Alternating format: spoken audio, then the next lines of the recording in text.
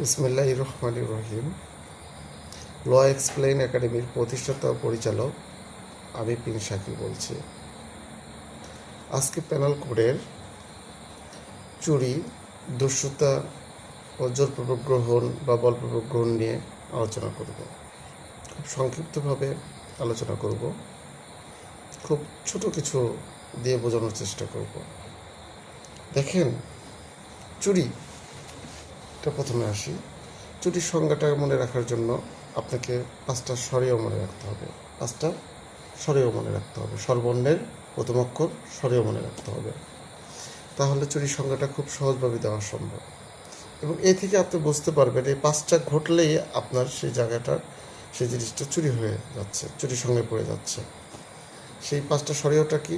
চলুন আমরা 1 নম্বর স্বরীয়টা দিয়ে অপরের, 2 নম্বর স্বরীয় দিয়ে অস্থাবর সম্পত্তি, 3 নম্বর স্বরীয় দিয়ে তার অসম্মতিতে, 4 নম্বর স্বরীয় দিয়ে অসাধুভাবে,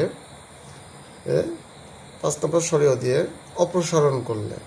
এখন একত্রে বলি আমরা যে অপরের অস্থাবর সম্পত্তি তার অসম্মতিতে অসাধুভাবে অপসারণ করলে তাকে চুরি বলে। আশা করি বুঝতে পেরেছেন চুরির সংখ্যাটা। এখন চুরির উদাহরণ দেওয়া যাক একটা। আমরা উদাহরণে আসি। বইয়ের ভেতর যে উদাহরণ একটা পাবেন, যে গাছ ভূপৃষ্ঠের সাথে লাগানো আছে, এটা যখন কেটে ফেলবেন, এই গাছটা যখন কেটে ফেলবেন তখন এটা চুরি হয়ে গেছে। এটা কাটা মাত্রই এটা চুরি হয়ে গেছে, আপনাকে এটা নিয়ে যেতে হবে না। ভূপৃষ্ঠ থেকে গাছটা কাটা মাত্রই এটা চুরি হয়ে গেছে।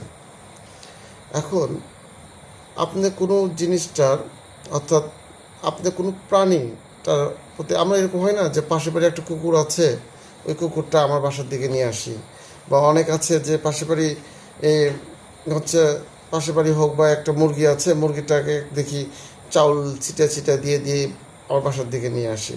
অর্থাৎ এখানে সেই চাউল ছিটাচ্ছেন আর মুরগিটা টুকটুক টুকটুক করে খাচ্ছে আর টুকটুক টুকটুক করে আসতেছে আপনার বাসার দিকে, টকটক করে খায় আর টুকটুক করে আসতেছে আপনার বাসার দিকে।